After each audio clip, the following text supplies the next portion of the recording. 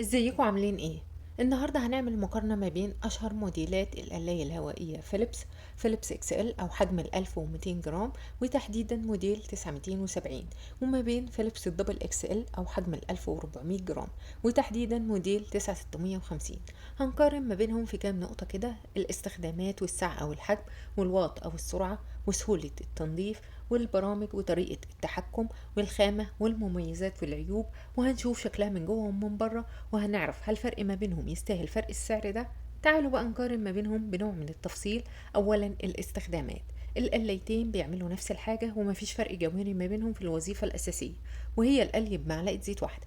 يعني تقدري تقلي فيهم وكمان تشوي وتخبزي وتحمصي وتعملي كب كيك او كيك لو انت حابه ده. وبالنسبه لطعم الاكل، فيليبس معروف عنها انها بتطلع الاكل اقرب للمقلي وحلو جدا، يعني كده مفيش فرق ما بينهم في الاستخدامات.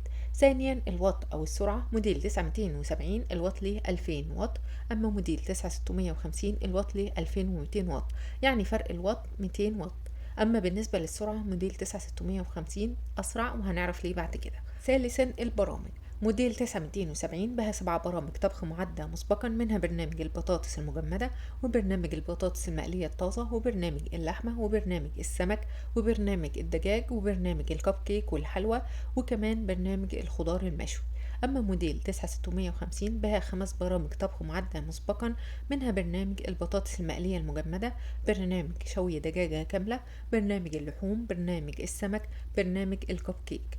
يعني موديل 9270 أفضل في البرامج. رابعا التحكم: موديل 9270 التحكم فيه ديجيتال عن طريق اللمس، وبه شاشة ديجيتال بتبين درجة الحرارة والوقت. أما موديل 9650 التحكم فيه يعتبر ديجيتال ومانوال مع بعض في نفس الوقت، بتقدري تبدلي ما بين البرامج عن طريق البكرة، ولو حابة تزودي في الوقت أو تقللي في درجات الحرارة أو تزودي وتقللي في الوقت عن طريق البكرة، وبتضغطي على الزر الموجود داخل البكرة لبدء أو إيقاف التشغيل. موديل 9270 تقدري تظبطي فيه الحرارة من 200 إلى 60 درجة، والوقت من دقيقة إلى 60 دقيقة. أما موديل 9650 تقدري تظبطي فيه الوقت من دقيقة إلى 60 دقيقة، والحرارة من 200 إلى 40 درجة، يعني كده فرق الحرارة 20 درجة.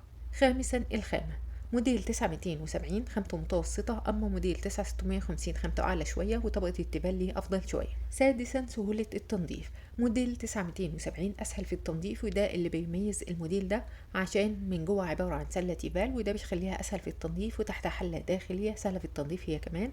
أما موديل 9650 عبارة عن سلة وبها شبكة، الشبكة دي بتتفصل عن بعض، وتحتها قطعة التوين تربوستار، وتحتهم حلة داخلية، وكل القطع دي سهلة التنظيف كل واحدة لوحدها، والاتنين خامتهم تيفال سهلة التنظيف وعليها مادة منع للالتصاق لمنع التصاق الطعام بها.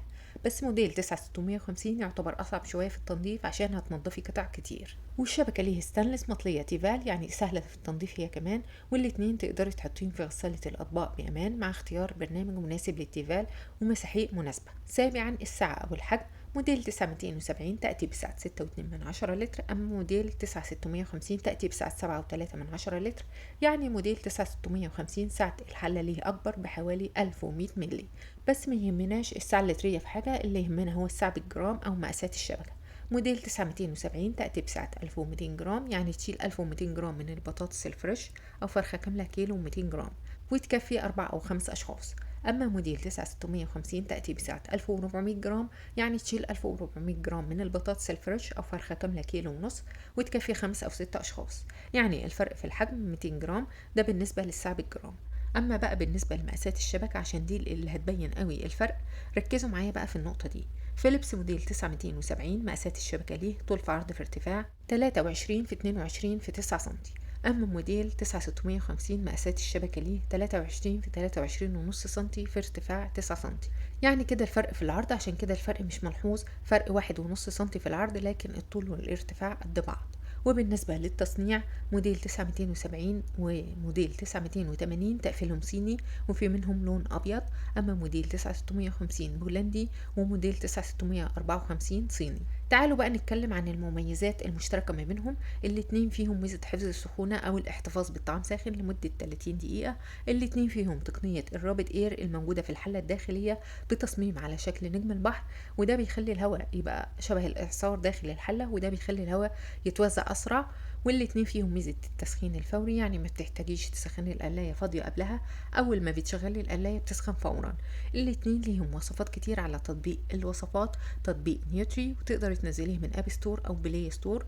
وكمان موديل 9280 تقدري تتحكمي فيه عن طريق الابليكيشن ده. الاتنين بيهم ميزة إيقاف التشغيل التلقائي، لما الوقت يخلص بتفصل لوحدها وبتديكي جرس تنبيه إن الوقت خلص. الاتنين صوتهم هادي جدا أثناء التشغيل. الاتنين بيهم ميزة فصل وإزالة الدهون بنسبة تصل إلى 90%. تعالوا بقى نتكلم عن المميزات الموجودة في موديل 9650 ومش موجودة في موديل 9270. إن كل حاجة فيها بتتفصل عن بعض، وإن كل جزء فيها بيتنضف لوحده بسهولة جدا، والشبكة أقوى وأمتن من الموديلات اللي قبلها، والشبكة رفيعة جدا، وده بيساعد على وصول الهواء الساخن إلى الطعام من الأسفل، وبالتالي هيتحمر من فوق ومن تحت بشكل متساوي من جميع الجهات. تعتبر أسرع من موديل 9270 بفضل التقنيات المستخدمة فيها وبفضل تصميم الشبكة، وكمان عشان الوات ليها عالي، يعني تعتبر أسرع قلاية. السخان والموتور أقوى من موديل 9270. تقنية التوينتر بوستار، وهي عبارة عن قطعة أسفل الشبكة مباشرة تقوم بتقليص الدهون، يعني بتساعد على تقليل وتجميع الدهون تحت الشبكة مما يسهل تنظيفها.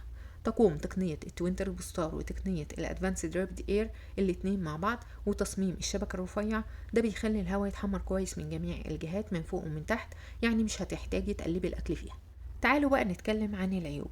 موديل 9270 عيبه انك لازم تنشفي القلاية بعد كل استخدام عشان بيظهر صدأ مع البعض لو سبتي البخار يتراكم في القلاية في الجسم الداخلي للقلاية من فوق ومن تحت، او من عند السخان من فوق ومن تحت الشبكة، وده يعتبر عيب سوء استخدام.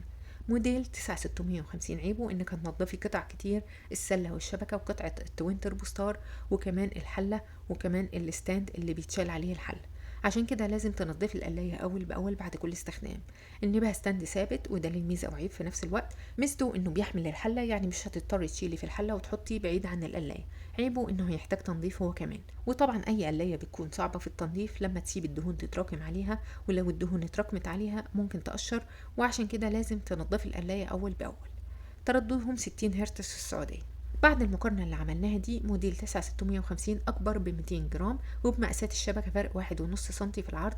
أما في الوات فرق 200 واط، يعني فرق لا يذكر. بس موديل 9650 يعتبر أسرع. وموديل 9650 سهل في التنظيف، بس هتنضفي قطع كتير. موديل 9650 ما بتحتاجيش تقلبي الأكل فيه بفضل تصميم الشبكة، وإن توزيع الحرارة فيه أفضل، ونتيجة الأكل فيه بتكون أفضل هي كمان. الخامة وطبقة التيفال ليه أفضل، والموتور والسخان أقوى من موديل 9270. أما موديل 9270 اللي بيميزه عن موديل 9650 إن فيه برامج أكتر، وإنه أسهل في التنظيف عشان السلة ليه تيفال، وفرق الحجم مش كبير قوي ما بين الشبكة ليه وشبكة موديل 9650. طب أختار مين فيهم؟ طبعا أولا وآخرا هنجيب المناسب لينا في السعر، وموديلات فيليبس كلها معروف عنها إنها كويسة جدا. لو السعر مش هيفرق معاكي هاتي موديل 9650، والأفضل موديل 9654. أما لو السعر هيفرق معاكي هاتي موديل 9270 أو موديل 9280، والفرق ما بينهم في الواي فاي، أو إنك بتتحكمي في موديل 9280 عن طريق الابليكيشن، وبعد ارتفاع الأسعار ده الفرق ما بينهم ما بقاش مستاهل فرق السعر ده. بتمنى تكونوا استفدتوا من الفيديو، ولو عندكم أي سؤال سيبهولي في التعليقات وهرد عليكم فورا. وما تنسوش تدعموني بلايك أو كومنت على الفيديو، وتشتركوا في القناة وتفعلوا جرس التنبيه عشان يوصلكوا كل جديد. وشكرا لكم جدا.